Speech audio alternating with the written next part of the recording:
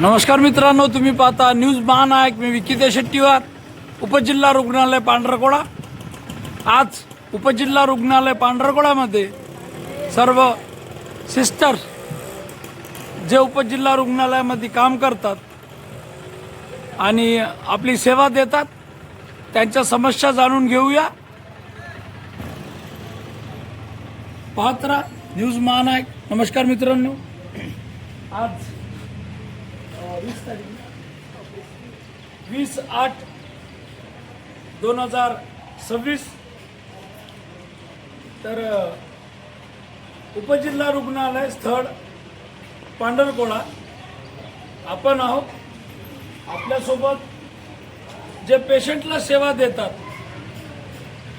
डॉक्टरच्या सोबत राहतात, डॉक्टर तपासणी केल्यानंतर पेशंटची रुग्णाची काळजी घेतात, त्यांचं नाव आहे सिस्टर. सिस्टर म्हणजे बहीण.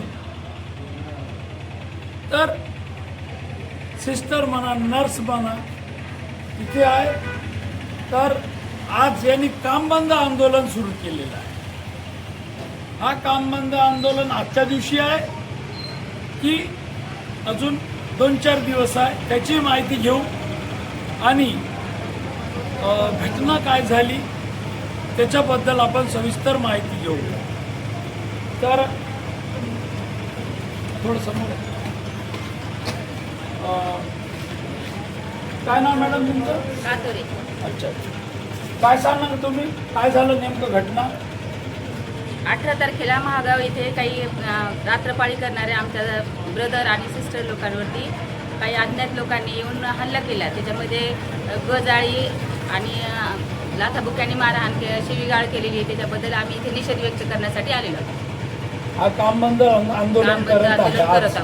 आज तुम्ही दिवसभर काम बंद आंदोलन करणार. हो. काय नाव तुमचं? ते राजेश्री बोबडे. अच्छा, काय घटनाक्रम काय झालं? ग्रामीण रुग्णालय महागाव येथे रात्री 9:30च्या दरम्यान एक मध्यधुंद करून व्यक्ती तिथे आला. डॉक्टरने तपासलं, हो, त्याला मलम वगैरे दिलं, पण त्याच्यावर असं म्हणणं होते की ड्रेसिंग करून द्या. त्यानंतर त्याने म्हणजे मध्यधुंद असल्यामुळे खूप शिवीगाळ वगैरे करत होता. अशा परिस्थितीमध्ये कर्तव्यावर असणाऱ्या परिचारकाने 3 क्वार्टरमधल्या ब्रदरला मदतीसाठी बोलवलं. त्यांना बोलवलं. त्यानंतर त्यांनी त्या व्यक्तीचे ड्रेसिंग वगैरे सगळं करून दिलं.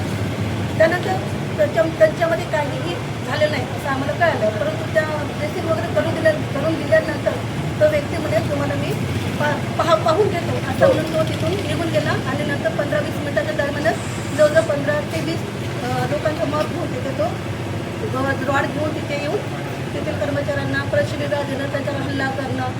अशा परिस्थितीमध्ये मग त्या लेडीज परिचारिका, लेडीज डॉक्टर होते, त्यांनी तिथून म्हणजे एवढं मापल्यानंतर शेवटी कोणी असं तरी स्वतःच्या सुरक्षेसाठी तिथून त्यांनी स्वतःचं संरक्षण केलं. परंतु त्याचे जे ब्रदर होते त्या ब्रदरवर त्यांनी रॉडनी हल्ला केला. आज लोकमत पेपरमध्ये बातमी आलेली आहे की आपलं प्राण वाचवण्यासाठी सिस्टर आणि ब्रदरनी स्वच्छतागृहामध्ये लपवावं लागलं. आपलं जीवाचं काहीतरी वाचवण्यासाठी. तो कोणता व्यक्ती होता, काय नाव होतं त्यांचं नाव?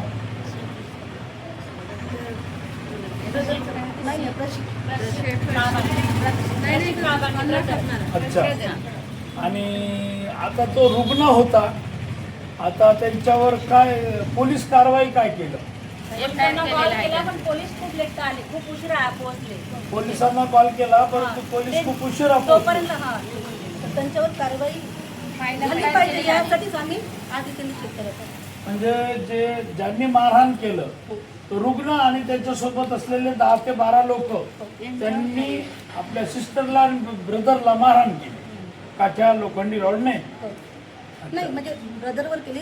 डॉक्टर आणि जे सिस्टर होत्या, लेडीज सिस्टर, त्यांनी जीव वाचवण्यासाठी ते बाथरूममध्ये लपून बसले. जीव वाचवण्यासाठी बाथरूम मध्ये लपले. तर तुमची मागणी काय आहे? त्याच्यावर कारवाई व्हायला पाहिजे. त्यांच्यावर कारवाई व्हायला पाहिजे आणि असे हल्ले आमच्या आरोग्य कर्मचाऱ्यावर व्हायला नाही पाहिजे. कारण आमच्या स्टाफ रात्रंदिवस ड्युट्या करतात. त्यांना म्हणजे प्रोटेक्शन मिळायला पाहिजे, संरक्षण मिळायला पाहिजे. यापुढे अशा प्रकारचे हल्ले व्हायला नको, कारण ते अहोरात्र ड्युट्या करतात आणि रुग्णांची सेवा करतात. ज्यावरती आमचे कर्मचारी सुरक्षित नाही तर पेशंटची काय काळजी घेतील ते. तर त्यामुळे आमची सर्वांची एकच मागणी आहे की असे हल्ले व्हायला नाही पाहिजे, सुरक्षा मिळायला पाहिजे. आणि ज्यांनी आमच्या त्या ब्रदरवर असे हल्ले केले त्याच्यावर कडक म्हणजे शिक्षा व्हायला पाहिजे, त्याच्यावर न्याय मिळायला पाहिजे. आमची म्हणजे तुमचं म्हणणं आहे की त्याच्यावर गुन्हे दाखल व्हायला व्हायलाच पाहिजे, पाहिजे. त्याच्या सोबत जे लोक होते त्यांच्यावरही व्हायला त्यांच्यावरही पाहिजे. गुन्हे दाखल झाले त्याच्यानंतर पाहिजे. बाकीच्यांना म्हणजे शिक्षा मिळेल किंवा असे करतील नाही त्यांचं ते मी पाहू. आज तिथे झालं पुन्हा कुठे होईल. हा? आज तिथे झालं हो. आता पुन्हा इथे होऊ शकते, कुठे पण होऊ शकते. कुठे येऊ शकते. म्हणजे आपल्या महाराष्ट्रामध्ये देशामध्ये तुम्ही सेवक आहात, आरोग्य सेवा म्हटल्या जात असतो, तर सेवकावर जर अशा प्रकारे हल्ला होत असेल तर योग्य नाही. तुम्ही काय सांगणार? आम्ही यासाठी इथे उपोषणासाठी बसलेलो आहोत की याच्यानंतर कोणालाही त्रास होऊ नये आणि जे गुन्हेगार आहेत त्याला शिक्षा झालीच पाहिजे. शिक्षा झाली हा, पाहिजे. शिक्षा झाली ते पाहिजे. कोर्टात दाखल झाल्यानंतर शिक्षेचं जे प्रक्रिया असते, 2-4 वर्ष कोर्टात केस चालते, ते शिक्षानंतर होतात. हो.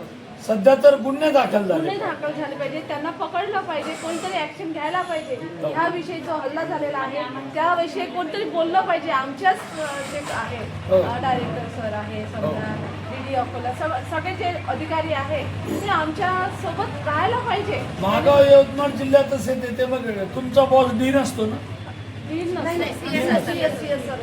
सर. अच्छा, तुमचं काही बोलणं झालं का CS सरांसोबत? आमच्यासोबत नाही, कोणासोबत बोलणं झालेलं नाही. नाही.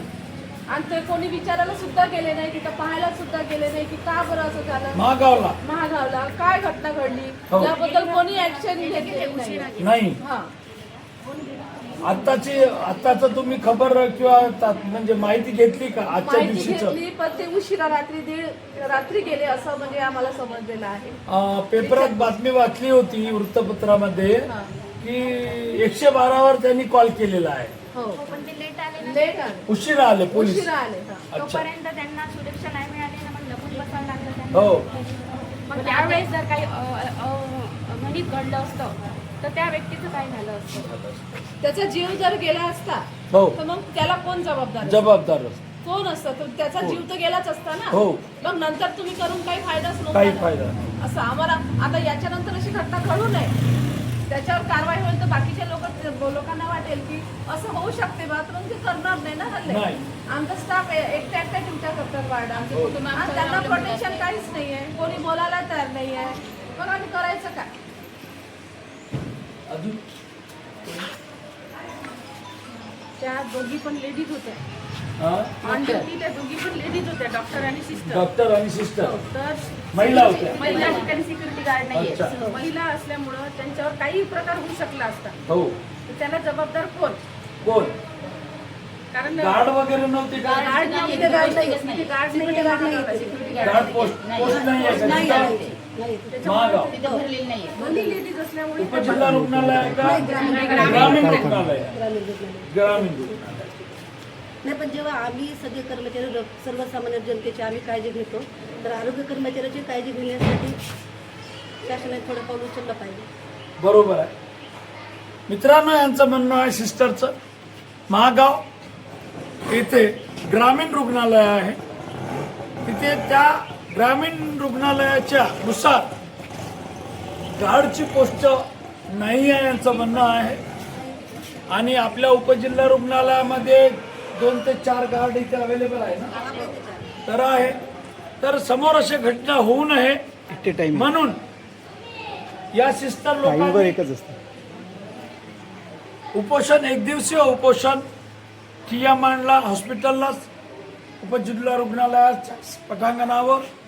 आणि जे रुग्ण आहे आता ते आरोपीच्या स्वरूपात त्यांचं बदल झालं.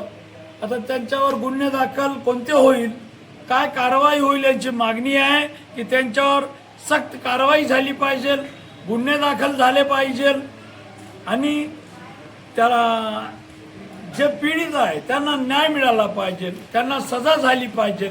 सजा हे कोर्टाचं प्रोसिजर आहे. एकदा कोर्टात केस गेल्यानंतर 2-4 वर्ष तो कोर्ट केस चालवतो, सत्याची पडताळणी करते ना जज निर्णय देतात.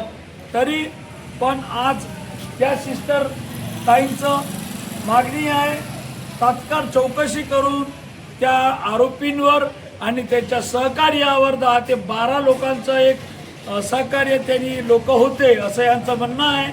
त्यांच्यावर गुन्हे दाखल करून समोरची कडक कारवाई केली पाहिजे आणि सुरक्षा म्हणून महाराष्ट्र राज्याच्या सरकारनं सुरक्षा दिली पाहिजे प्रत्येक रुग्णालयामध्ये. धन्यवाद मित्रांनो. पाहत राहा न्यूज महानायक. धन्यवाद.